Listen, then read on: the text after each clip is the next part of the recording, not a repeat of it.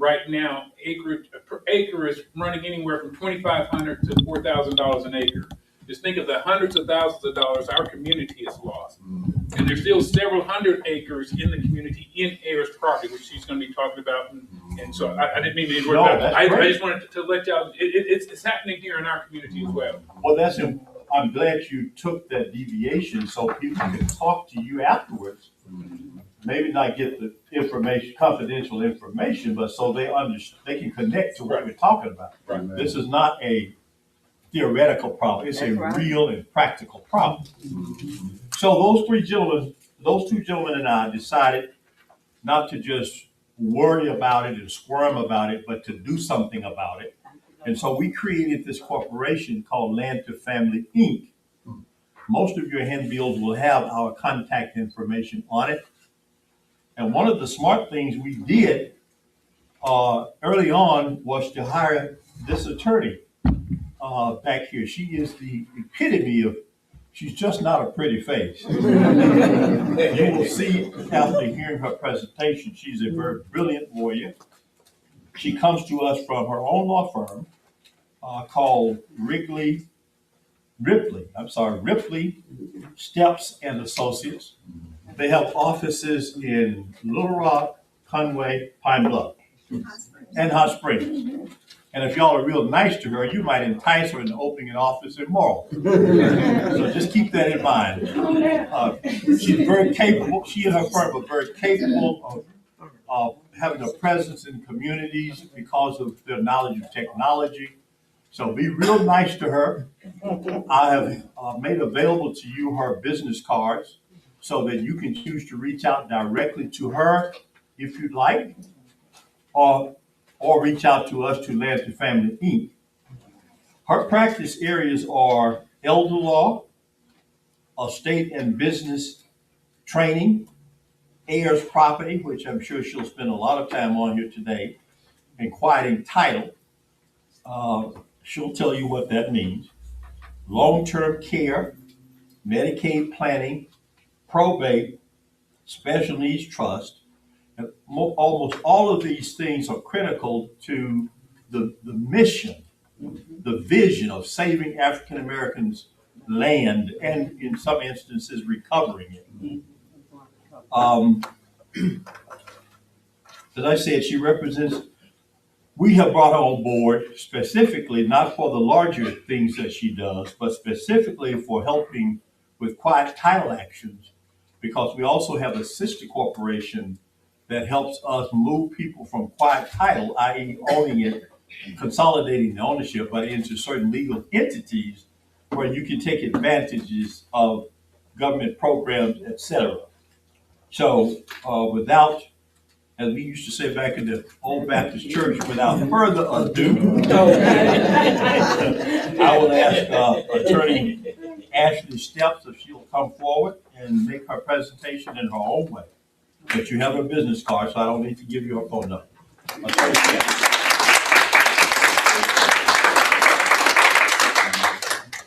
Good morning. Can everyone hear me okay? Thank you, first of all, for having me. I am honored to be here. I like questions as you have the question. So don't wait till the end for the special question section. If I say something that you don't understand or you need clarity on, or you just say, well, that doesn't make sense, stop me and ask the question, because I want to give you the information that you need, not what I think you need, okay? I also like you to talk back. And this is interactive. I talk at people all the time, and I don't know if you're getting it unless you tell me, okay? So everyone in the room is familiar with heirs property, right? Okay. Yes, it's funny. Yesterday I got a call from a lady who, she said, I want you to make my property heirs property. And I almost fell out of my seat. I had to catch myself and, well, how could you want to do that? I didn't say that. I wanted to. But I asked additional questions. And her reasoning was sound. But now that I've been in this practice area for a little bit, I know that that is not the best way to go. Her thinking was, well, my dad made his property heirs property 50 years ago, and it's still heirs property, and no one can sell it. So I want to do the same thing for my property. And so I got additional information and found out that, her father's property is in rural Arkansas. Her property is in Capitol Heights, Little Rock. So I walked through the process with her that making your property heirs property won't have the same effect that it did on your father's property because it's in the city of Little Rock. Even in the most undesirable neighborhood, that property would still sell and would not remain as heir property for long. So I'm finding, I actually had 2 calls yesterday about it, and I'm finding in our community, we think heir property is a good thing. That's no longer the case because we've all grown up hearing they're not making any more land, right? So while we'll have a big boom of everybody's buying up any kind of land they can find, and then we'll go 20, 30 years and it's slow, where do you think we are now? Boom. We're in a boom. In the boom. We're in a boom. And not only are we in a boom, we're in an unethical Boom. boom. Are they stealing? They're stealing. They Exactly. Exactly. So who are they stealing from? Me? I just wanted to make sure we were on the same page. Okay. So they're not stealing from our neighbors. Actually, they are. I'll take that back. They actually are. They're not stealing as much and as often from our neighbors as they are from us. So my family's from Southeast Arkansas. Mr. President knows where Lake Village is. Yeah. But does anyone know where Montrose, Arkansas is? Montrose. Right on top of Louisiana. Very small town. Population, I think the last time I was there was 325 people. Wow. Okay. Lots of land. Lots of land. Lots of land and no people. Lots of cotton. Lots of soybeans. Lots of farms. How many of them are black? None. Oh. We had 0. Done too. How many back in the day? 40, 50 years? Montrose was so it's a railroad town. So there's one side where the whites live and there's the other side where the blacks live. Railroad track. A railroad track runs directly through the middle. And while there are still a lot of black homeowners, there are not a lot of black landowners. Okay. So that shouldn't be the case. Because most of the people working, and there's a cotton gin there also. Most of the people working there look like us. Or they're Hispanic. Okay. But we don't own it. And Mr. Woodson talked about why we don't own it, because the majority of the population left Southeast Arkansas and went either north or south to Louisiana or to Texas. Okay? So we don't need to go over what it is, but I do want to talk about a law that a lot of states are implementing. It's called the Uniform Partition of Heirs Property Act. Uniform Partition of Heirs Property. Has Arkansas adopted it? Yes, Arkansas was the 5th state to adopt it. We were very early because something that happens to our families every day happened to a white lawyer's family. And he got on the ball and introduced this legislation here in Arkansas and got it passed. Now, am I a fan of this legislation? Maybe. No, I can tell you. Maybe. It isn't the great white hope that it is advertised to be, because it is reactive legislation. It doesn't help you necessarily keep the property. It just helps you get paid fairly, or as fair as possible. or as fair as they allow when they take the property from you. Mhm. Okay? So that's why I'm not the biggest fan of it. Most times, by the time a family gets to me, they're at that stage. Question. Yes, ma'am.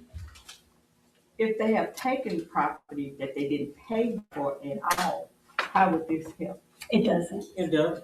Oh, boy. You had, is it a year or 2 years to reclaim it? How often do families? Well, you have to know about it up front, yeah. So, and then when you know about it, can you afford the attorney to fight it? Of course not. So I agreed to work with Land to Family because I am an attorney. I went to school. I owe a lot of money for this education. However, I'm from Montrose, Arkansas.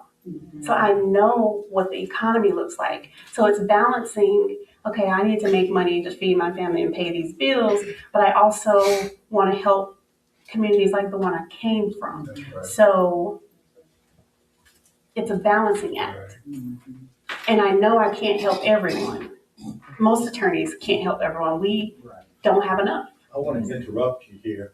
One of the reasons I say we were fortunate to have Attorney Steps to help us is Land to Family Inc. doesn't charge anybody for its services. What we do, though, is identify lawyers who have what we call the 3 C's. Competence, well, we start with the first one, character. If they don't have character, they get checked off the list. Character, competence, and commitment. And at this point, Attorney Ashley is the doorkeeper, along with assistance from the board, to make sure we never refer you to any attorney who doesn't have all 3 characteristics. She will tell you that having character alone is not enough. You need competence. And a lot of lawyers will presume themselves competent or misrepresent themselves to be competent because they need the business or for whatever reason, or they underestimate the complexity of the legal issues. But you also have to have commitment because these processes take a long time. Attorney Ashley Steps has demonstrated she has all 3. And to the best of her ability, she's going to help us find other lawyers who have those 3 as well. And that's critical because most of us walk into an attorney's office, we don't know how to evaluate that because all of those issues are complex. But I need to say that because that is a extremely part of what she's being asked to do. And confidence, as he was saying, it's not just having a law degree. It's understanding the Uniform Petitions Act and other property rights acts to get the property back, or hopefully keep it to you. Don't get it taken from you to begin with, but hopefully, if we catch it quickly enough, get it back to you. And there are some. Time is very short, and there's some specific legal steps that need to be taken to get that land back to you. So the confidence is any lawyer, like he was saying, some will say they got it just because they want to make a couple $1,000, but they don't have the skills or the knowledge to actually get done what needs to be done. Exactly. And I will tell you that getting that competency is expensive. So, which is why there are not a lot of us that do this area of law. It's not just that there are not a lot of Black attorneys that do this law. There's not a lot of attorneys in the entire state, in the entire southern U.S. that do this type of law. Heirs property isn't new, but it's a budding practice area for people because of some of the big cases. The case out in California where the town was stolen from the family and the court in California gave it back or gave them the couple $1 billion for the value of it. That made world news. So all the work so a lot of the heirs property movement started in North and South Carolina because Geechee land there, the coastal land, the resorts, Hilton Head, all formerly owned by former enslaved Americans. So that started it about 100 years ago. Now it's coming further south. We're like, well, this didn't just happen over here. It happened, for the most part, everywhere there were enslaved people. So now I'm trying to get more attorneys educated. That's one side of it, but also educating the community, because there's something you can do to prevent it from becoming heirs property. So what is the saying? An ounce of prevention. Worth a pound of cure. Yeah. And I've talked to families trying to tell them they need to get an LLC or something set up. And there is a lot of misunderstanding. It's like, well, my kids know how to take care of it. Yeah. And then the kids may or may not, but then the grandkids, and then it becomes so dispersed. There's some property that has 400 or 500 people that are Right. have interest in it. And I don't mean to get ahead of No, you. this is a conversation. I don't want to talk at you. So the more you tell me what you know, the more of these words that you probably can't see. Anyway, I can skip. And early in getting it, situation, both parents die. Then you have to go to probate if the land is worth a certain amount of money. Then you got probate tax. You got that tax before going to probate, and that's where most people lose their land. So let me stop you there. Okay. Arkansas does not have a state tax. We have it, but we don't have it. So Arkansas ties its estate tax to the federal estate tax. Currently, the federal estate tax is 13.6 million. So if your estate is not valued at 13.6 million, you do not owe estate taxes. Okay. So you can transfer up to 13.6 million to your heirs without taxes. And once it gets above that, then that's when the estate tax kicks in. but it only kicks in when you die. There's a different tax while you're living called the gift tax. Yeah. That the gift tax limit is, there's an annual limit and a lifetime limit. This is irrelevant to you because the beauty of Arkansas, our county assessors undervalue our land. So I'm trying to teach our community how to use that to your benefit, because what these big boys are doing, they know their land is worth $1,400 an acre, but the county says their land is worth $200 an acre. You know what they're giving it to their kids at? $200 an acre. $1, $10, $200. You can get what? 10. A couple of hundred acres and still be under the gift limit. And the other gift limit. And it's per person. So if Mr. President here decided to break up his land I wish I had a couple hundred. and give away a couple of acres to each one of you, that $17,000 annual limit applies to each person. Okay? And they don't have to be related to him. It's each person. You hear that? And then that lifetime limit. You'll be dreaming for a long time. You might get a tenth of an acre. That lifetime limit is up to the 13.6 million. So you get two. You get a gift limit and then you get an estate limit, okay, per person. All right. So now the other thing, when you inherit land, meaning mom and dad died and left you property, let's say they bought it for $10. 70 years later, when they died, it's now worth $100,000. If they were to sell it, they have to pay what's called capital gains on the difference between that $10 and that $100,000 that they sold it for. That's a nice chunk of change to pay taxes on, right? Now, if you inherit that land, you don't inherit it at the $10 they paid for it. You inherit it at the $100,000 it's worth when they died. So that gives you what's called a step up in basis. Okay? So if you turned around and sold it the next year for $120,000, you only owe capital gains on that $20,000 gain. Okay? So that's another thing that they're using to their benefit that we're not using. Okay? So tying this back to heirs property, we don't know who the owners are. One thing that most Arkansans don't know is that in Arkansas, ownership of land transfers at death automatically. You don't have to do anything. That's the heirs part of it. Assuming But- you don't have a will, you don't disperse it. I mean, it's still at death, but Automatically. Yeah. I'm gonna come back to that. Remind me, put a pin there. But what doesn't transfer automatically is title ownership. The title is what's in the land records. Right. So I'll use my own family, for example. Big Mama's name is still on the deed, yes. I'm admitting my family has heirs property that they're not addressing. And I do it for a living. I digress. But Big Mama's name is still on the deed. Now, I'm an owner because that's what Arkansas law says. But I can't get a loan on it.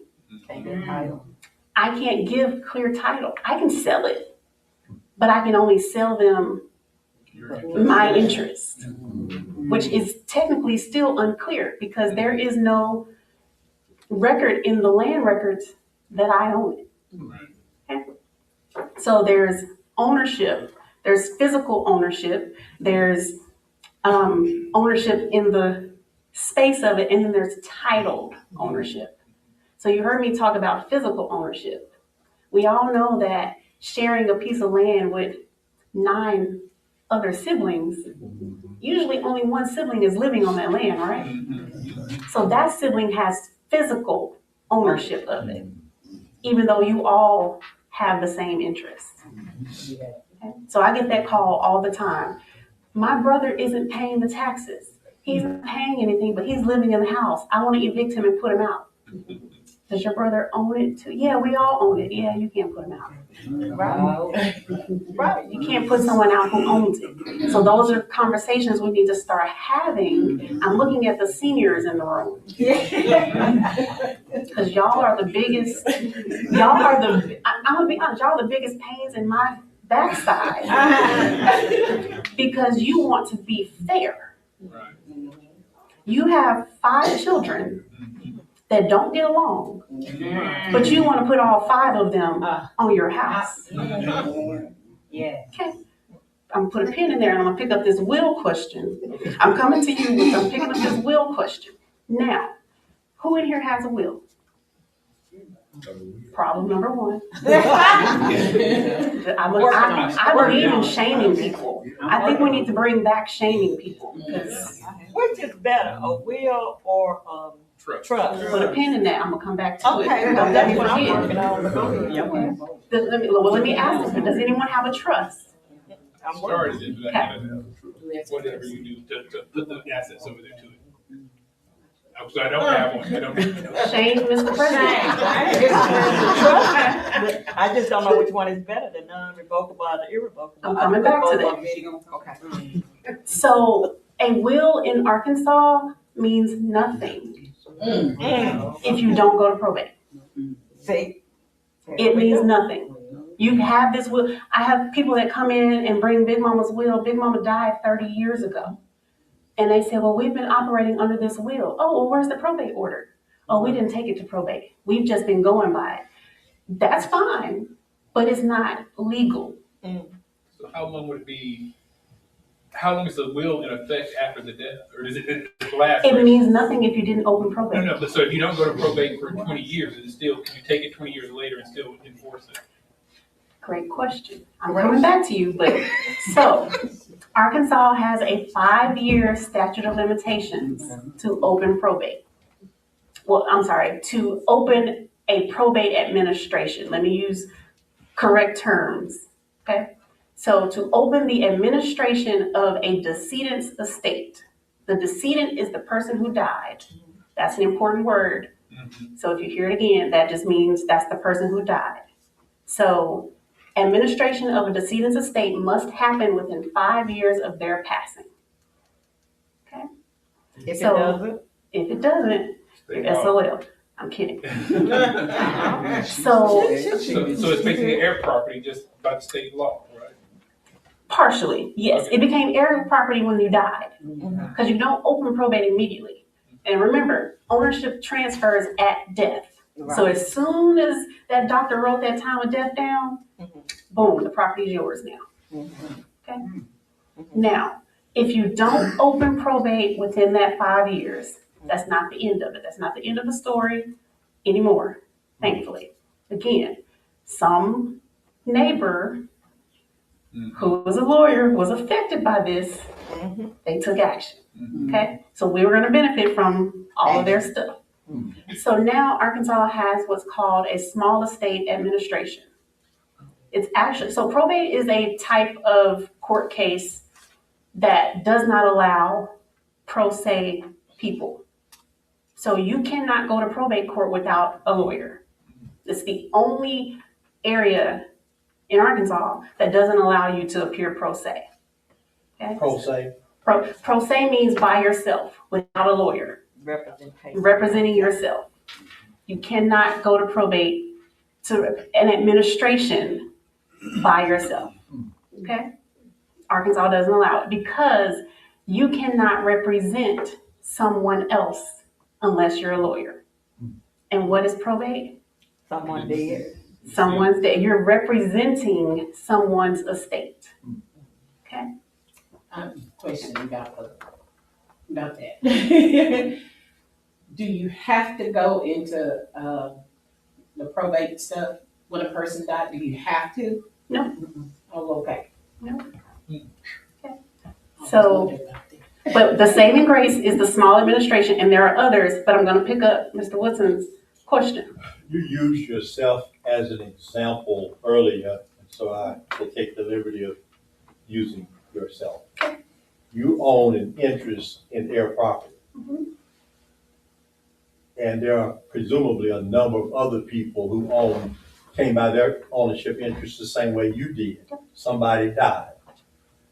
Would you explain to us how that creates vulnerability for a third party to come into the process and force the sale of the property? Absolutely. While this example doesn't apply to my family, because I am the controlling owner of the interest, when I found out, so I'll give you the backstory. My grandmother is one of the oldest of 9 children. She passed. She did her planning, but during her life, her house is in downtown. You know where Quapaw is in Little Rock? It's on the Quapaw and Petaway line. I got the tax statement the other day. It's worth $300,000, and it needs a roof. There are holes in the roof. I digress. But she did what she was supposed to do. She did her planning before she died. But during her life, she lost part of the property due to taxes. Because what the city did, she bought different pieces as time went by, and the city never combined the parcels. So she paid the taxes, and she thought she was paying all of them, but she didn't. So she lost the driveway, she lost the backyard, and she lost the front driveway. So it's about 1/4 of an acre in downtown Little Rock that she was a cook owned, and she owned it my whole life. So that is just an example of those taxes that you mentioned. They're not estate taxes, those are property taxes. So make sure that you know all the parcels that go along with your property, okay? But to answer his question. Well, and just so they understand, so if you don't pay the taxes for a certain number of years, someone else can come in and pay it and take ownership of it. Yes, if you don't pay your taxes for 3 consecutive years, the Commissioner of State Lands, the county will send it to the Commissioner of State Lands, and the Commissioner of State Lands will sell it at auction. It has to sell for at minimum the taxes owed. It does not have to sell for what the actual value of the property is. And then you only have 1 year to reclaim it, okay, after it's sold. Just a second, I'm coming back to you. So Mr. Woodson's question was about how a third party can come in and force a sale. So right now, yes, the property's valuable. People come in, and if they got one of my cousins to sell them their interest, none of my cousins own enough interest to force me to sell the entire property. So if they took me to a Uniform Partition of Heirs Property Act case, Your Honor, the statute says I get first dibs to buy it. I'll just buy their share. Okay, I know everyone can't do that, but I'm being hopeful to think that everyone could come up with $2,000 if they had 6 months to come up with it. So in my case, that's the value of what's left out there. So, but in the real life examples that I see come in, they're dealing with $50,000 worth of interest that's out there. And if you You can't say afford interest, you mean value. so when with heirs property, the people who inherit are called the heirs. Their ownership interest is what I'm saying. So when I say interest, I mean their ownership interest in the property. So let's say Big Mama died, she had 4 children. Okay, so we got 4. At Big Mama's death, her property that she left to those 4 is divided into fourths. So each child has an undivided 1/4 interest. Ashley, what does undivided mean? Why did you say it like that? Because it hasn't been split up. It hasn't been split, and they all own the entire property. So that's another misconception, especially when it comes to farmland. Well, there's 30 acres and there's 3 children, so they each have 10 acres. No, they all have 30 acres. They just have a 1/3 interest. Okay? So there's no division until you make a division, which usually involves getting a survey done and then dividing it out, and then here's yours. So at death, you get your ownership interest, but you own the entire property. Okay? Is it true the youngest get the portion of the land with the house on it? No. No. No. Everybody gets the entire parcel, the entire property. I don't think you quite finished answering my question. I did not. So back to how does that third party come in and cause division? So when you have, sticking with Big Mama's 1/4, okay, she had 4 children, but 1 child died. That child had children. That does not change the ownership interest. That's right. There are only 4 shares. Okay? Oh, Go ahead. Okay. the children didn't inherit the. Yes, but it doesn't change Okay. that Big Mama only had 4 children. So we cannot expand past that 4. Okay? So the 1 child who died had 3 children. Yeah, he didn't want that one. Those 3 children inherit their mother's 1/4 interest. Okay? So instead of, so now it went from 4 to 6. No. The three surviving. No. And the 3, No, there's 4 shares. It's different. It never changes. but those, okay, I thought those They just 3 become now part of have it, they all have to agree. No, well, yes, that's different. That's a different Okay. thing. You have to stick, we're only talking about ownership interest. Okay, so we have 4, I'm gonna use this table right here. Go ahead. These are Big Mama's kids. Hi, Okay? baby.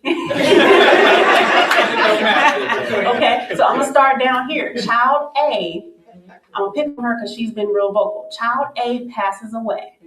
Okay, I'm gonna keep it simple. These 2 are Child A's kids. So Okay. that's A1 and A2. They still get one share. They only get A's share. So the total And 1/4. ownership is 4 shares. Okay? Now, let's take it further. A1 dies.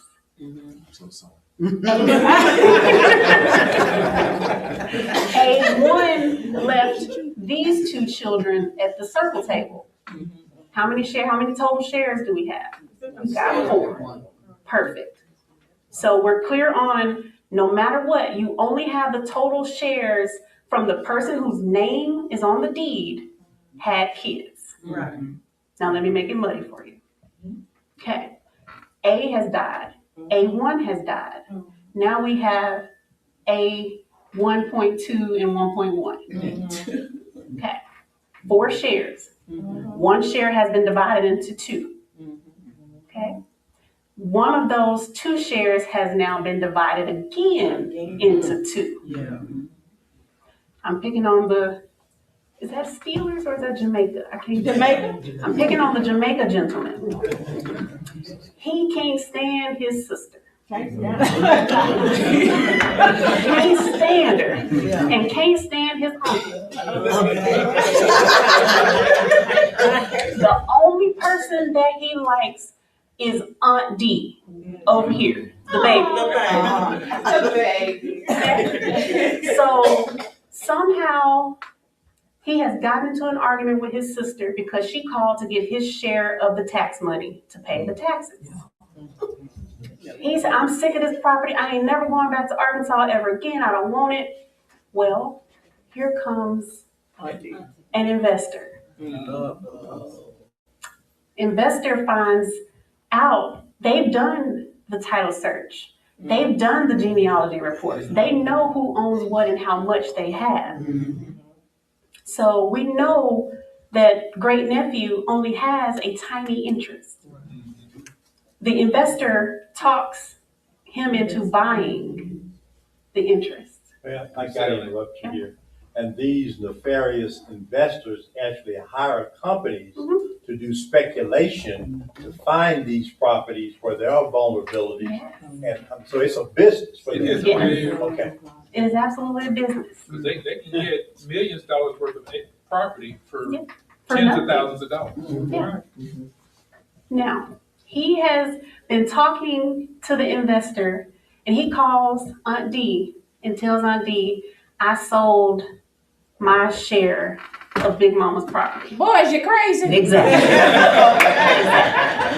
Why didn't you come to us? We could have bought it. Well, somebody offered me $5,000 and I needed it because I needed to get my car fixed. That's always the story. I needed it. I had a bill. Okay. So a lot of times they don't act quickly because right now this is very clean. You all were able to follow that example. A died, A1 and 2. You were able to follow that. What they do is hold it and wait. Aunt D has forgotten. Aunt D probably told her sisters, but her sisters didn't tell their kids. Girl, you hear what that boy did. So now all of the original 4 children have passed away. And we're now dealing with a pool of 50 people. That's a small pool, but we're dealing with 50 people. This is when the investor comes in and files a partition action. They don't file it under the Uniform Act. They file it under the regular Partition Act. Okay? Is that the quiet title? No, this is a partition act. It's different from a quiet title. With partition, you're asking the court to, hey, there's 50 owners, and we all want the undivided to become divided. So I specifically know I got the plot with the house on it, and I got the plot with the lake on it. That's what a partition action does. Okay? So now you have to notify these 50 people. And how many of you this room you're of the age where you still open your mail. But how often do you get a letter that you don't quite understand?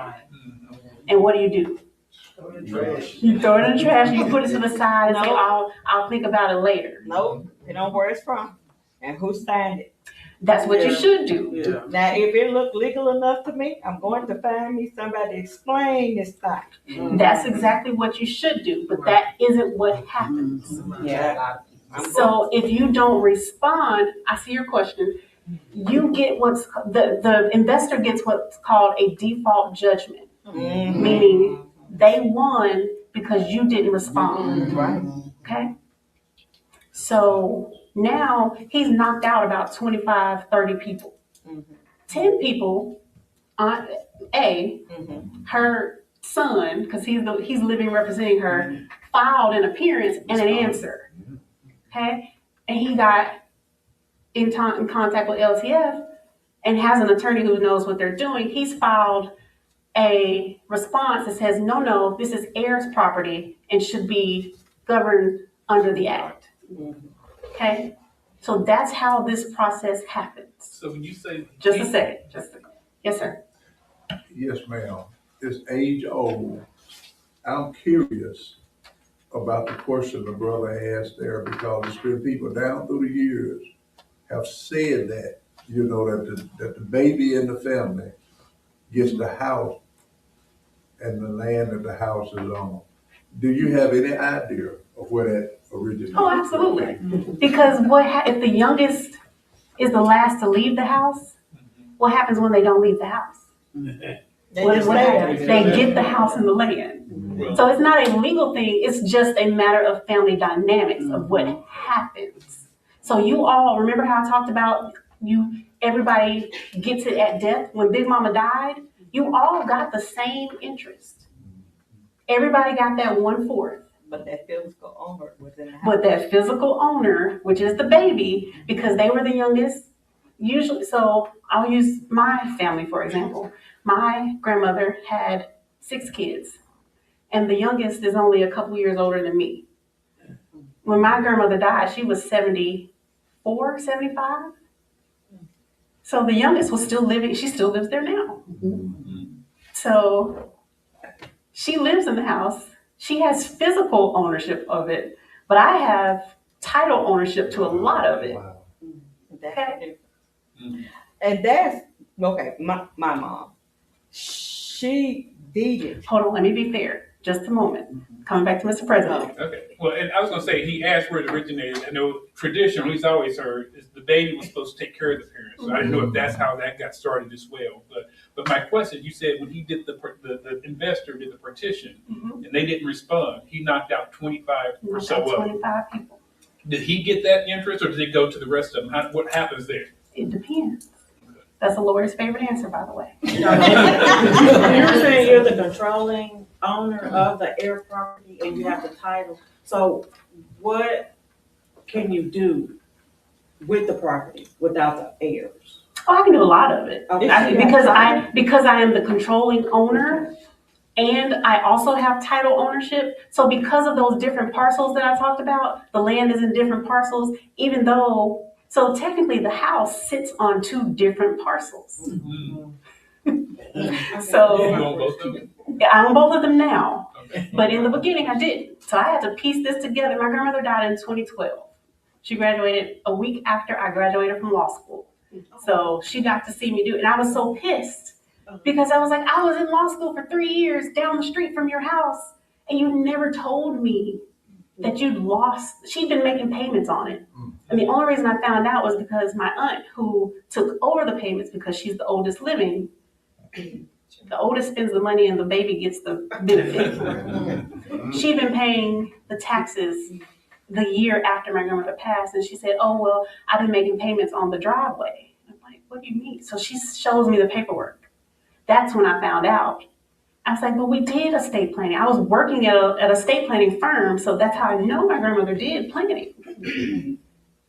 It didn't include those other parcels because she didn't tell me or the lawyer that she was making payments to redeem this, to buy it back, not even redeem, to buy it back.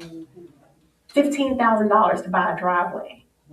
Now, granted, the driveway is the size of this room, but $15,000 is what it cost. And she lost 3 different parcels.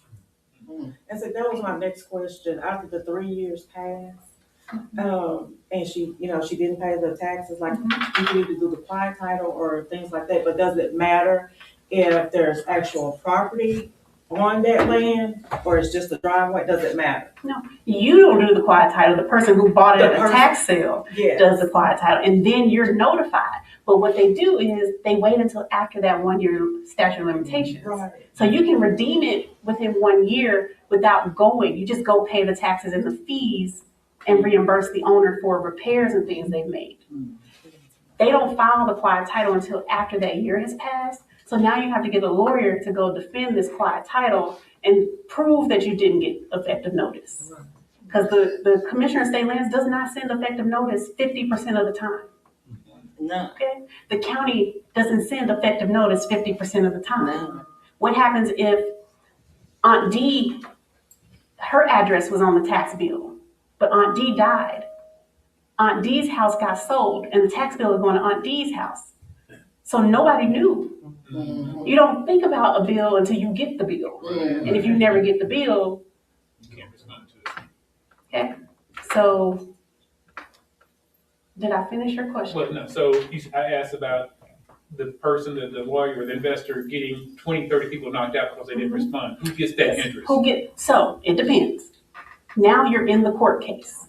You have to deal with the rest of the court case. So if someone gets an attorney who isn't familiar with the Uniform Act and they proceed under the regular act, we now have to get it appraised. Okay? So what happens when you get farmland that's producing and has produced year after year after year appraised? It comes back at a amazing value. When a white person orders the appraisal versus when Color. yeah, orders the appraisal. It's a couple $100,000 difference. The same thing with a house though. Absolutely. Yeah. So when the appraisal comes back and now the entire property is worth $300,000, We don't have any. and now all of the remaining heirs, can you afford? You have to come up with the entire $300,000, not just the amount to buy that investor out. You need the entire, and you have to deposit it with the court. So that's the regular Partition Act. Now, same process with the Uniform Act. The land gets appraised. It generally doesn't appraise for as much, because again, who's ordering this search? And the investor knows, okay, all right, we're gonna pivot. They got it qualified, because the judge has to order and make a determination that it is in fact heirs property. I have had judges say, no, this is not heirs property. Now, heirs property is clearly defined in the statute, meaning 70% of the owners are related by a common relative. That's real clear, right? They'll find out of 300 heirs that we don't have 70% that have a common relative. And I'm like, how? How? Because genetics. You go back to great grandparents, right?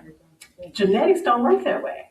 But let me tell you why. Arkansas has what are called statutory interests for spouses.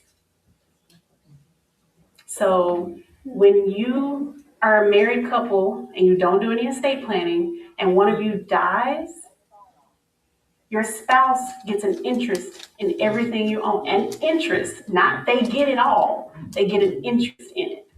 Okay? So Aunt B died and her husband survived her. Aunt B didn't do any estate planning. So now Aunt B's husband has a 1/3 life estate in Big Mama's land. So in Aunt B's 1/4, her husband has a 1/3 interest for life. That made him an owner. That inserted him into the heirs. Aunt B's husband is not related to Big Mama. So everybody loves to say the Black community is full of broken families. Let me tell you, that's not true. Because doing this work, I find everybody's married. So now I literally have to do a spreadsheet to calculate, okay, do we have 70%? Okay, can somebody go buy Aunt B's husband's interest so we can get this 70%, so we can consolidate and win, at least have a fighting chance with this case. Okay, so you see the complexity of this. You have to know probate law first. First and foremost, that's the foundation. So we have real estate attorneys that come in and try to do this work, but they don't know probate law. And they mess it up because they're going to go under, oh, we don't need to file under the Uniform Heirs Act. Regular partition's fine. You show me a Black family that can come up with $300,000 in 90 days. So if the rest of the family can't come up with 300,000, the person that filed gets it, or If he has $300,000, he now can buy it. he can buy it. If it is worth $500,000, $1 million, he's getting it for, okay. he still has to pay the fair price. Okay. So not only was our Uniform Act updated, our regular Partition Act was also updated. What you're referring to is when they get it for cheap, is when they buy it at the Commissioner of State Lands tax sale. Okay. Just a second. So when they buy it, does it not go to an auction? Or it just goes by whatever the appraisal was? It goes by the appraisal. So you get 3 and you average them together. Okay. I answered your question. Yeah. Okay. And Stop it. Hold on. She had a question because I stopped her in the middle of her question. I was wanting to know about legal. When you get a land, you gotta have a legal description. Mhm. If the description is not on there, is that land ever legal? Yes. How? There is a legal description somewhere. Okay, I got a deed. It said northwest corner block. That's all it says. Okay. It doesn't say this way north, this way south, this way. That's all it says. That's all it. I've done a title research. That's all it ever said. How many acres do you own? Well, that is the question. How they tell me I have to get a survey. How many acres show up on your tax statement? Now they have differed through the years. Okay. They have started selling it off at, man, you're gonna have a nice check. How many should you have? 6. 6 acres. Mm-hmm. So legal descriptions are a map. Mm-hmm. Okay. So if you see north quarter, Mm-hmm. so it's the map is divided into squares. Mm-hmm. So owning a half, a full square is 360 acres. Okay. So if you have a deed that says the north of this section, this township, this range. So you see STR on your tax statements, that's section, township, and range. Mm-hmm. If there's only one coordinate, that's 360 acres that you own. Mm. Okay, so then we go into halves, fourths, and you don't usually see sixteenths anymore. They then start breaking it up and the description gets longer. Okay, so you got 360, then you divide 360 into 180, and then so on and so forth until we get down to our little Section. yeah. Okay, so a legal description is a map. The county is required, the assessor's office and the tax office are required to know how to read them. I get deeds sent back all the time. We have to argue. They'll say, oh, well, so-and-so doesn't own this. Your legal description is too broad. You need to fix it. Mm-hmm. And then I have to redirect them. This legal description was taken from the deed that's currently on file. Mm-hmm. So they've been paying taxes on it. Mm-hmm. Now you're telling me they don't own it. Mm-hmm. There's no deed in between them. They own it. File the deed. Oh. Okay, so that's also, phantom deeds happen. And if you don't argue, if you don't know to push back, you lose some acres. And who knows that you just lost those acres and will call a buddy and say, hey, come pick up these. Okay, right. What's the I'm definition? going to defer Just a second. to Hope, it's okay. Okay. Okay, I'm getting nosy about my family. Mhm. Okay, my mother's brother died. He had 40 acres, my grandparents left him. Mhm. He died, and so his wife inherited what? Of the 40 acres? Do they have children? Yes, that's what I was going to ask you about the children. So she inherited a 1/3 interest for her life in all 40 acres. And what about the children? They got the remainder. 2/3. So now, Not quite. so now if she passes, Mhm. who gets hers? She didn't have any more because she only had it for her life. And when she died, her interest, and now the kids own the entire 40 acres as a whole. Okay. All right, But and the children hang on for a each have second. 2 children. If she had kids from another Doesn't matter. relationship, oh, it doesn't matter. She's not an owner. She's Okay. an owner for life. Okay, all right. That's the difference. Okay. I'm sorry. So the 2 children get the 40 acres. Yes, ma'am. They both have 2 children. Okay. Where does the inheritance go then? The children own it. You own it till you die. Okay, so those 2 children own it till they die, Mhm. and then it goes to their children. Right. All right. Now, my other question is, I'm an only child. Mhm. I inherited my mom's 40 acres, Mhm. but my mom's name is still on the taxes. So it's heirs property. So how do I get my name on there? So we need to do something. We need to do one of these legal avenues. So Mr. Woodson is a fan of quiet title actions. Oh, thank you. I am not. Oh, He- what's the difference? Great Okay. question. So Mr. Woodson was a litigator. Going to court and was his jam. It's not my jam. I'm not a litigator. Oh. I try to stay out of court as much as possible because 9 times out of 10, there is a white man sitting above me, looking down on me and talking down to me. Yeah. That doesn't sit well with me. Yeah. So I stay out of there, so I stay out of jail. That's just very much how I is. My background is in finance, so I was on Wall Street, a little brown speck full of, so you don't get to tell me I have to talk to you this type of way to get my client's case heard, because the law says you gotta hear it anyway. Right. I'm not coming with a head bowed and body bent. That's not how this works. So because I don't play that game, I had to find another way. My background's in finance and probate. Okay. What runs the world? Finance. What's the largest way to get finance? Probate. When you die. Okay? So we are in the greatest wealth shift that we have ever seen right now in this moment. So if I can do a probate action and avoid civil court, which is where quiet title actions happen, I'm going to do it in probate. So doing that small estate administration that we talked about earlier is what I would recommend here. I also am supposed to preface this with, I am a lawyer, but I am not your lawyer until you sign my contract and pay me. That's right. Okay? That's right. That's general advice, not legal advice. Exactly. I am LTF's lawyer. I am not your lawyer until you sign the contract and pay me, okay? So because we talked about my family's property, in my situation, I would do a small estate affidavit, run that process, see if I run into any hiccups. If I run into none, call a lawyer and get a new deed drafted. So you can get a warranty deed that way? Can't get a warranty deed. You can't get a warranty deed in a quiet title action either.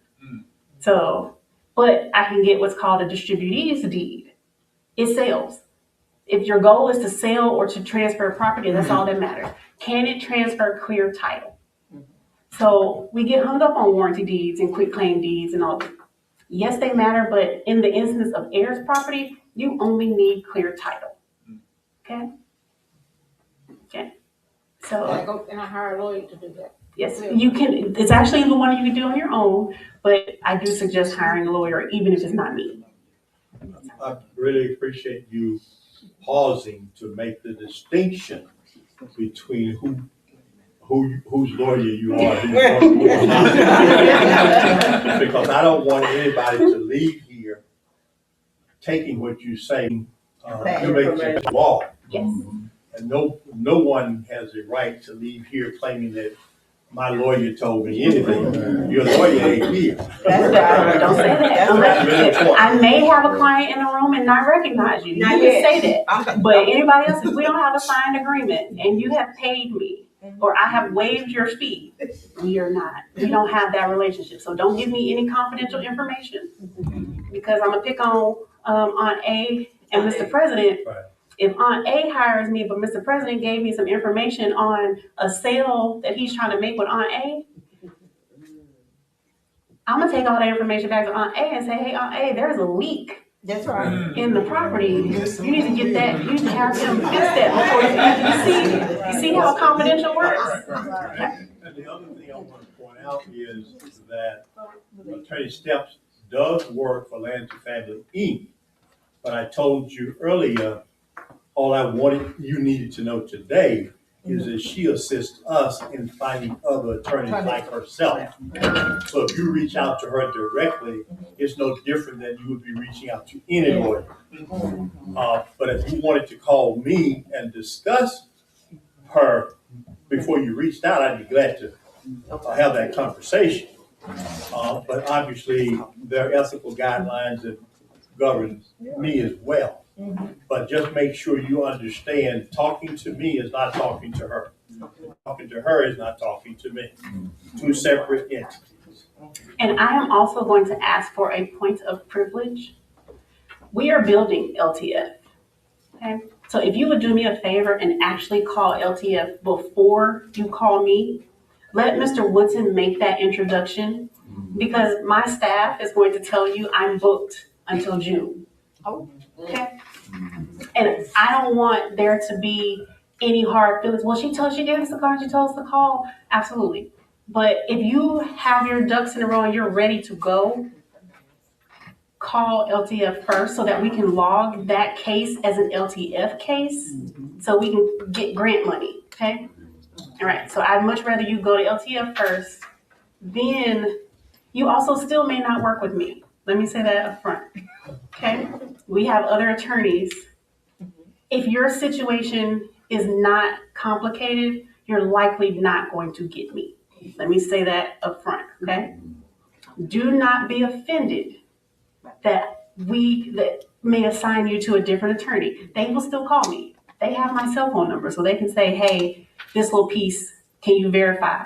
And a lot of times I've seen your case and I've said this is what needs to be done, and then that attorney is just gonna run through my game plan, okay? So this week I've had some interesting calls where this happened. They were like, well, I only wanna work with her. There's only one me, okay? So we're trying to build this coalition. And then also I'll be frank, they're less expensive, okay?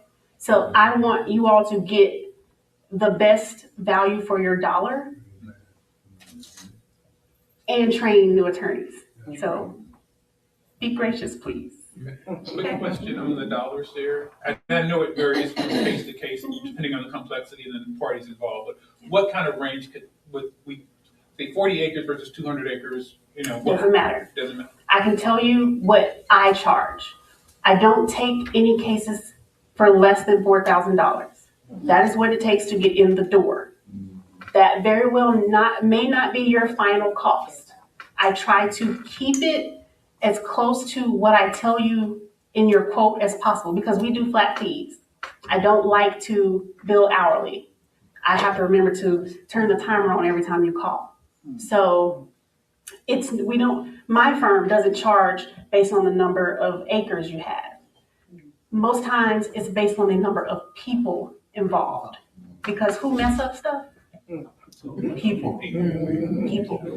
The more the people involved, the higher the fee is likely going to be. Now, I have some arrangements with clients. They will pay me for the guidance, not necessarily to take their case. I tell them what they need to do. They're paying for my time to listen and say, well, now this is the piece you need to do. And they're doing it themselves. It's a lot. They're only paying my hourly fee. So I have a couple of Saturdays a year that I'll set aside, and from 10 a.m. to 7 p.m. I'm doing family meetings where I'm meeting with these families saying the next step. They may come out of this only paying $1,000 because they're getting everything ready before coming back to me and saying, okay, we got all the pieces done. All you got to do is file it. Boom. I may file it only for another $1,000. And they've now gotten clear title for $2,000. But let me preface that I'm not taking any of those cases this year. Because LTF is a great place for those cases to sit, because I advise LTF. Okay? What you can expect, should you call LTF, is for me to ask you a series of questions to get clarity on the facts. And to a lesser extent, on what your ability is to pay. The current procedure is I'll send that email to Ashley. She'll look at it and say, this is what I think you should or should not do. And we've got one solid commitment from an attorney who is what we call a cooperating attorney, Ron Wilson. We have one other who has not yet given us authorization to release her name. But we'll bounce that back between, at this point, Ashley and whoever else she has focused on, and Ron Wilson, and decide if any one of the three, any one of them is a good fit for you. It very well could end up being Ashley, but there's no guarantee that it will be her. It's just depending on what she just said. How, what you can afford to pay, what kind of problem you got, whether you want to go into court or stay in her office and solve your problem. That's the other thing. If you force me into court, your fee is higher. Okay? So that's, I gave Mr. President this presentation. I'm building a website, which is why it's an HTML file and not a PDF, but there's a section, please share it. Okay. There is a section that says 6 or 7, preparing for legal consolidation. I gave you the steps. I charge people for this. But you all have been so gracious, and this is Mr. Wilson's hometown. Here it is. Follow the steps. Okay. Start here. This will make your experience with whatever lawyer you decide to hire. Hopefully it is through LTF. Remember, we need the grants. We need the cases. Okay? Consider us first. Attorney advertising. Because we don't charge for our services. But we need the case statistics to get money. You know how it is. So, but here it is. Start here. The number one thing is find out who owns things. I'm looking at my seniors. Y'all go to funerals and you keep the obituaries. Have one of the young kids go ahead and start scanning those obituaries in so that you can have them digitally, because you know what that is? Some of the judges in our state will not let me finish a quiet title without the printed obituary. You know, I can go pull it up off of headstones.com, but if I don't have the newspaper clipping or the printed, colorful, beautiful obituary, they will not let me finish that case. So we can start collecting. Start collecting obituaries. Also, along that same vein, everybody knows what a special friend is, right? Please stop listing the special friend as a spouse to the person who died. Or, you know, in that section where you list the kids and you put that kid's spouse in parentheses, if that is not their spouse, I need you to say that. So Aunt B died. Aunt B was married to John. So her obituary will say Aunt B survived by her spouse, John. Picking on Aunt A again. Aunt A died, but her partner, okay? Don't say her husband. Say her partner survived her, okay? Then Aunt B left 3 children. 2 children. A1, in parentheses, A1's husband, not A1's partner. Okay? Only the married legal, there are only 3 states that have common law marriage. Thank you. Arkansas is not one of them. Okay? Texas, Washington, and another one of those West states. Okay? Don't do it. Let's also talk about godchildren. What if you do it? What if you do it? In your obituary. You now just made them an owner of some land. Well, could you go back to the birth certificates and separate it out? I mean, it makes it more complicated, but Yeah. you It could. makes it more expensive, more time consuming. So remember, an ounce of prevention is worth a pound. Okay. So So we're godchildren, not being mean, we're just not being being, honest. we can recognize them, but don't list them as spouse. With the godchildren, that's very prominent in our community. Don't do that. Okay? I have a question. You said that you've made them an owner, but are you not able to prove that they're not married? Can you? I'm sure. I mean, I haven't done that, but I'm just saying. Can you prove a negative? It's hard. If you've written, so that's what she's saying. If you've written an obituary, and that's what the judge wants. The judge is going by that obituary. Right. Oh, I got you. So I'm telling you That now, obituary is the real. obituaries in Arkansas are A key law. pieces of evidence in your property and probate claims. Oh, Okay. boy. So how many of you are veterans? How many of your records were stored in St. Louis? Were they lost in the fire? I can't tell you that.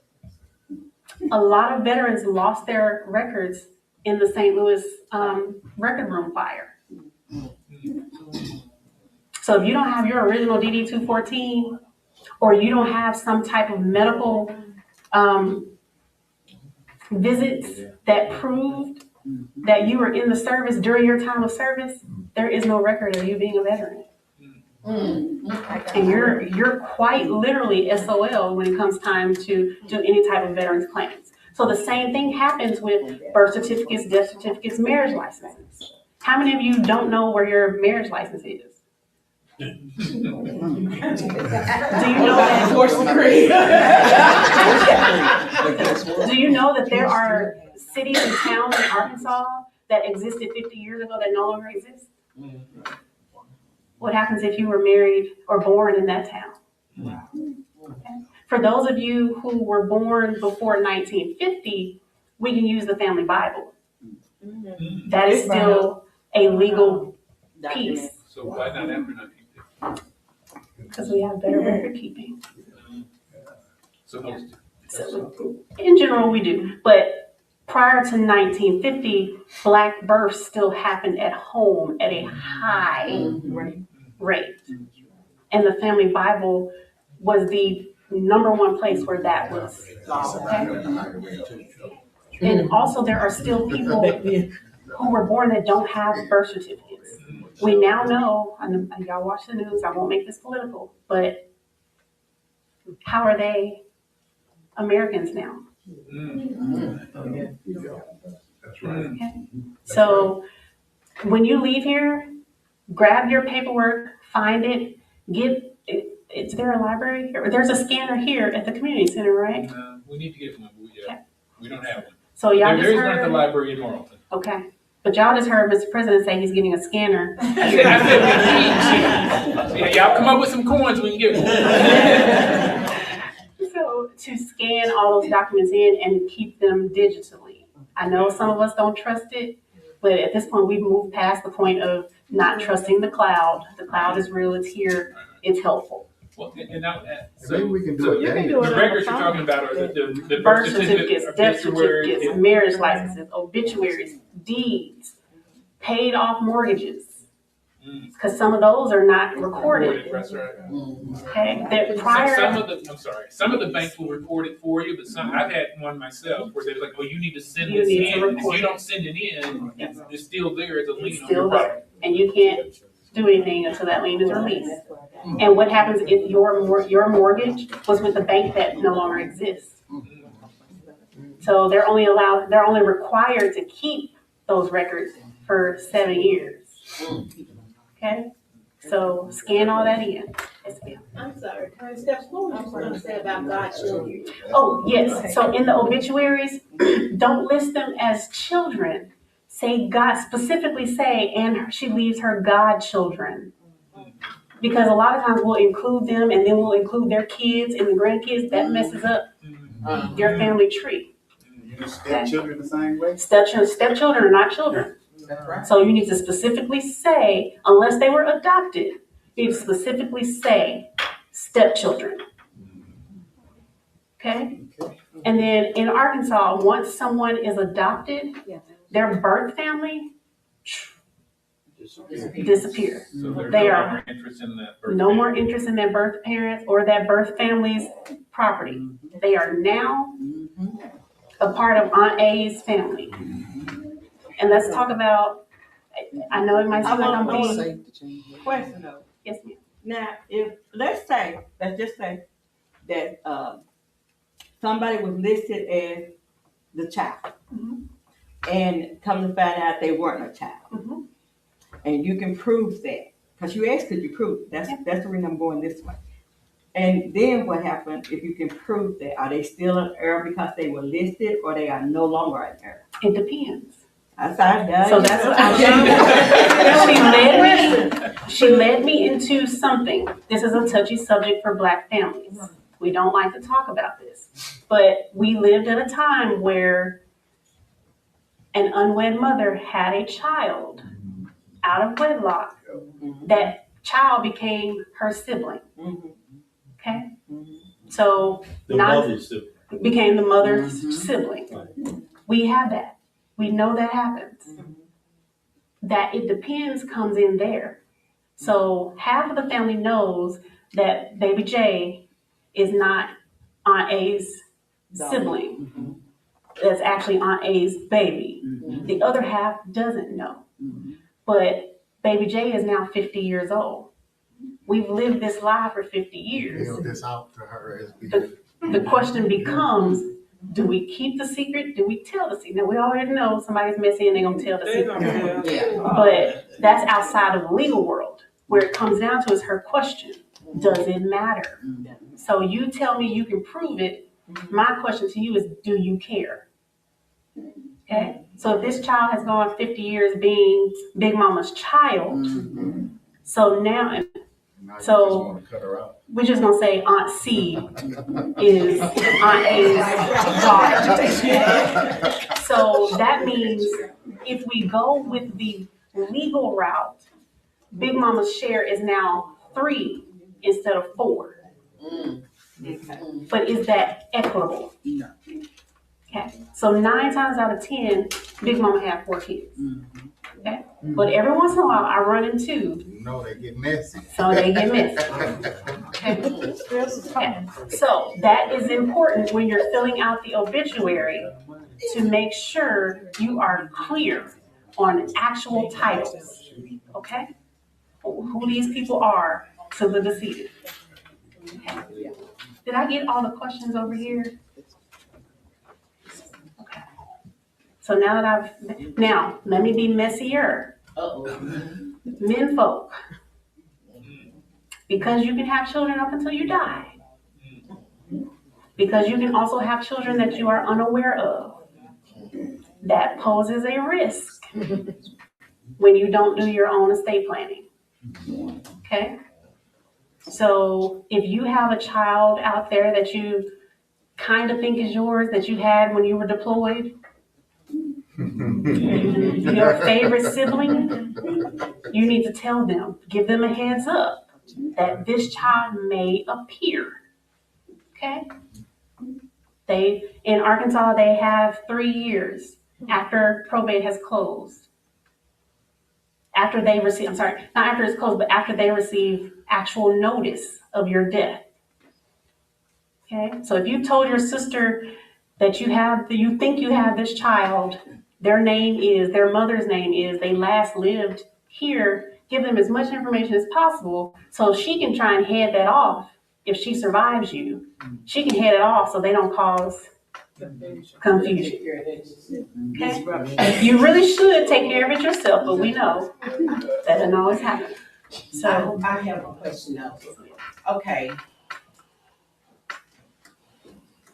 My mother, before she died, she qualified for the homestead credit.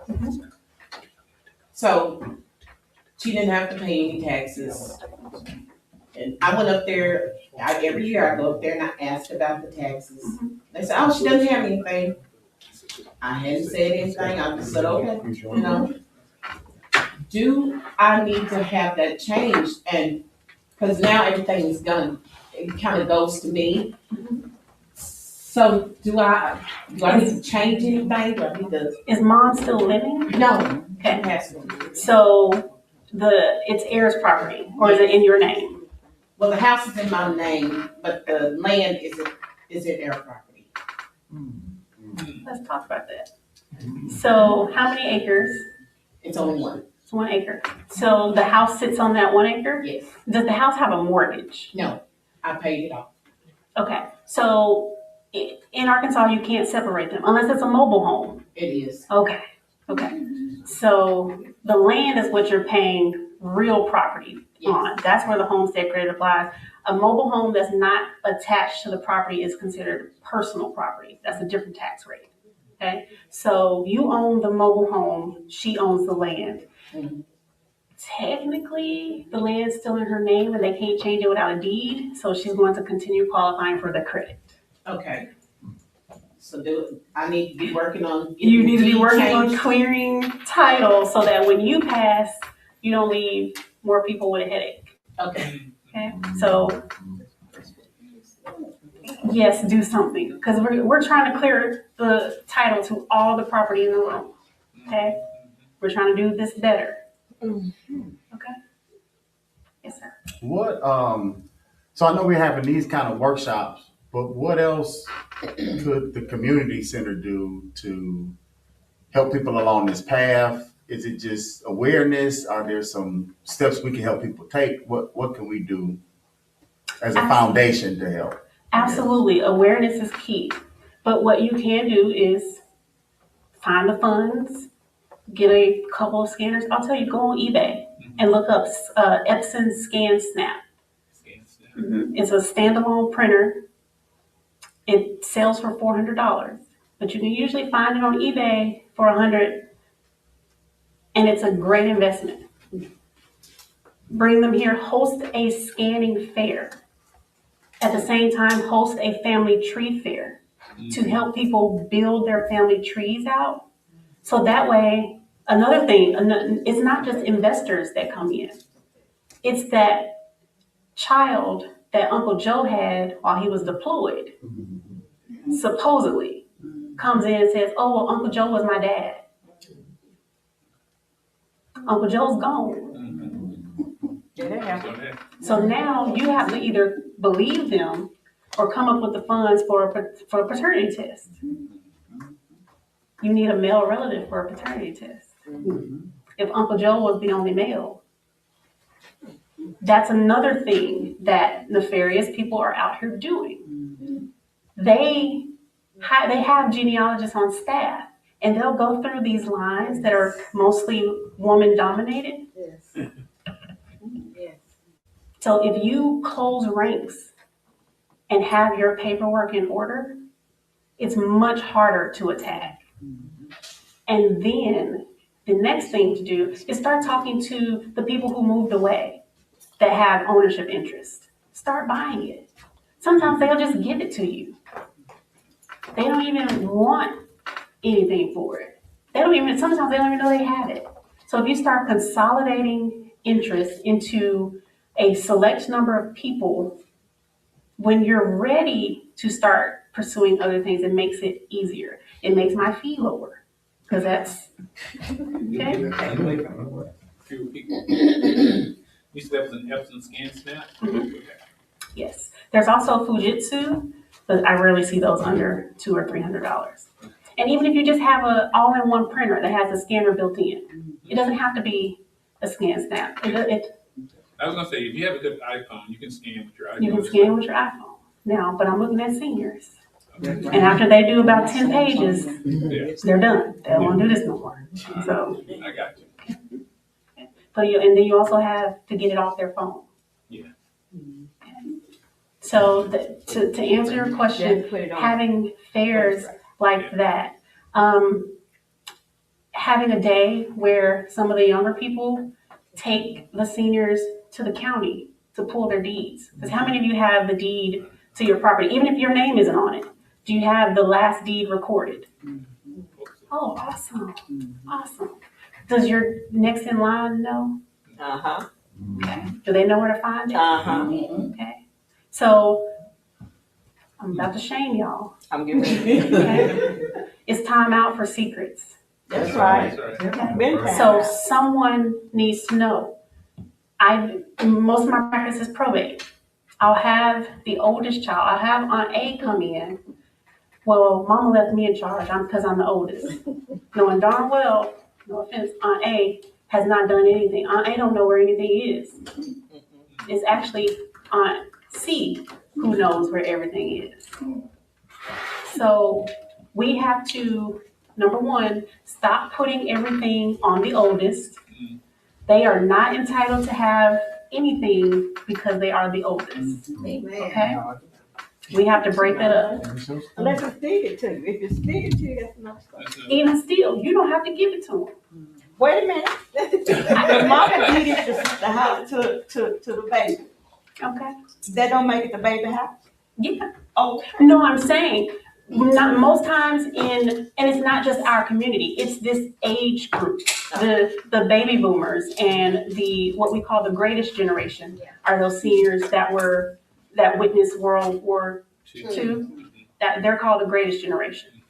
So the boomers and the greatest generation have it drilled into their brains that the oldest child needs to be in charge. The oldest child needs to get the most. And how many of you are not the oldest child and know that the oldest child really shouldn't be in charge of anybody's anything? Okay. Exactly. It's the Christian upbringing that we have where it's based off birthright. Not to combat the Bible, that's not my place. But from the legal standpoint and how you end up losing your property is giving it to someone who doesn't care. Doesn't have capacity to handle it. Or if you have 4 kids and there's one child, you know your kids. There's one child that doesn't get along with any of the other ones. Why are we giving them anything together? That cause you're the cause of the confusion, not the kids, because you have the power to do something else. That's right. So another piece that I'm now educating families on, fair is not always equitable. Okay? So just because you have one house and 3 kids does not mean you have to give all 3 kids the house at the same time. Okay? So if your largest asset is your house, the baby is living in the house. Clearly you don't want to put the kid out unless you do. But if your intent is not to put the baby out of the house, deed the house to the baby for life. Or give them a right to reside there. And then when they die, it's then divided amongst all 3 children. Or could they put it in a trust or an LLC with the stipulation that the baby has the right to live there? It depends. Okay. That's not always the best. Oh, okay. It is an option. I owe you a question. It is an option. Yes, I am a proponent of using trust. However, in Arkansas, trust must end. They must come to an end. Okay? So they can't go on forever.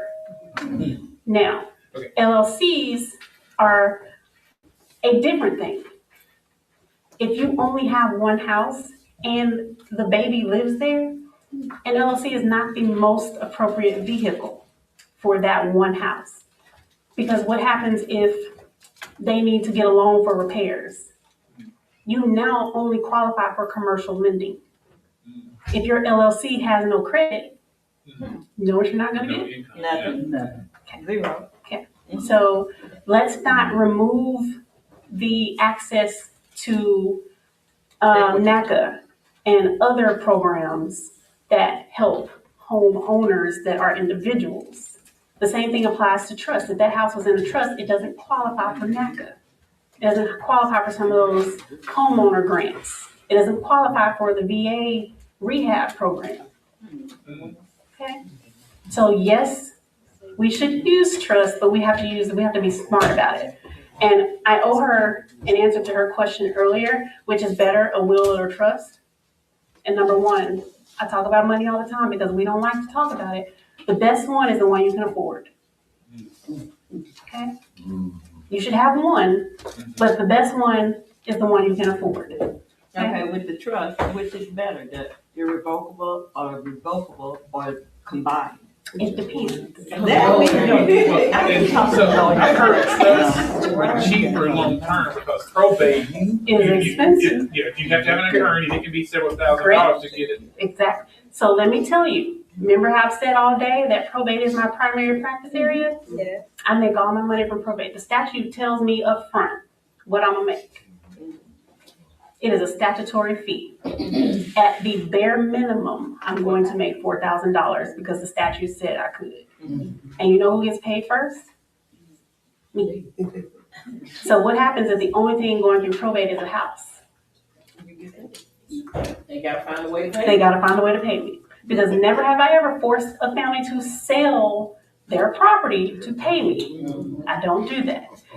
But when I do these talks, I always say, hey, let's do something. Arkansas has what's called a beneficiary deed. It's on this list that you all have. You can execute that while you're living, record it, you still own it. But at your death, it automatically goes to whoever you want to have it. So is that transfer on death? Transfer on death deed. Yeah. Bank accounts have it. Yes, they do. This may be a good segue for the future.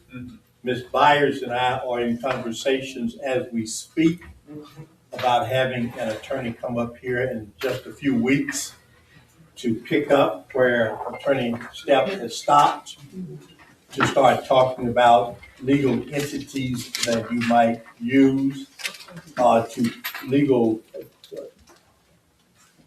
my wife whispered in my ear, what's entities? Whether it's a corporation, whether it's an LLC, whether it's a trust, and we can get more into detail on that at that discussion. And that's a very involved discussion as well, and I'm afraid if we try to get into that discussion now, that'd be another couple hours probably. Right. So the answer is you need to have one or the other, okay? One of them. Yes. Is it okay, you left me the presentation, is it okay to put that up on our website, or just will we send it to them individually? Send it to them individually. Okay, so if you need a copy of the presentation, email CCF, I'll write it up here, I'll write it on the board over here, CCF 72063. Thank you all for having me. Thank you.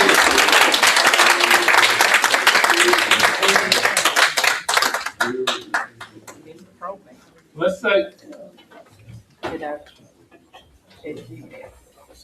send an email there and I'll get you a copy of the presentation. And then, because it is her legal work, okay, and because it is her legal work, Ms. Epps, I know you don't want us to distribute it out, because this is her intellectual property, so to speak.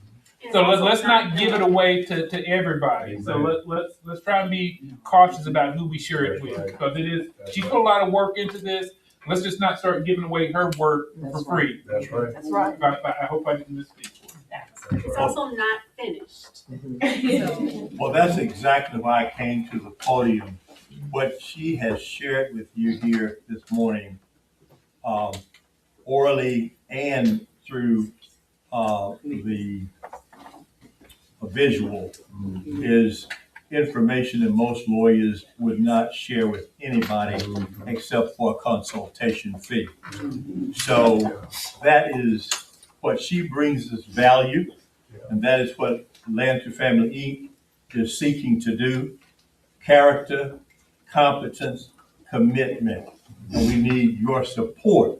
That's right. We don't need you to pay us any fee, but we do need you to talk to your rich friends and ask them to make a donation to Land to Family Inc. so that we can continue to do this work for people and not charge them.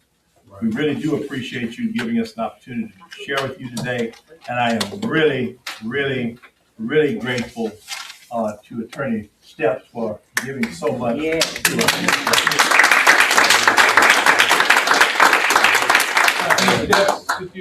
I don't know one woman smarter than her, and that's my wife.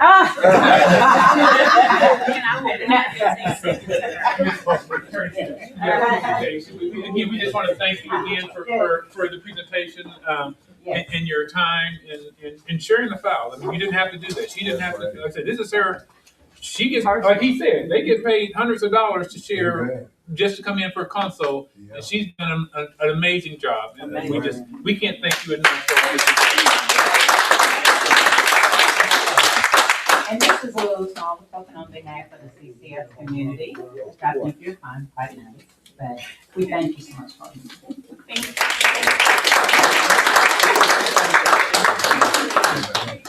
If I could get a picture right quick, please.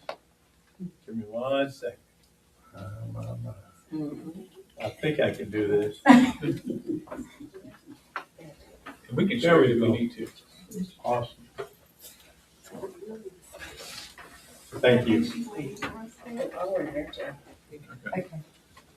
So, Thank you. and we'll have land to family, we'll have land to family back here, like he said, he's working with Karen to schedule another appointment or another meeting. So just share the word. This is information. We need, there is a lot of property being lost because it's tied up in air property. Investors are coming in and forcing a petition sale and getting property in there. And there's also a lot of resources that we're missing out on. USDA will help clear up some of this property. We got all these shrubs and trees growing out here. You can't get it as well, they're changing it a little bit. I don't know all the details on that. I think they said they changed the law so the air property can go in there. But it's a lot easier if you have clear title to it. You have to get a form number and all that, but there are some steps, some resources out there. We'll have NRCS and some others come in and talk about some of the resources out there for cleaning up land. And so it's one of the complaints, people don't pay property taxes because they're in Kansas, they're in California, Texas. It's like, I'm just paying a couple $100 a year in taxes, not a benefit. Let's try to make it beneficial for us to do something with. So we'll have Karen and I'll talk. We'll try and get some other resources in here as well. And again, can't thank you enough. What I do, I would like to take this time to just for an announcement period, because I do have a couple of announcements.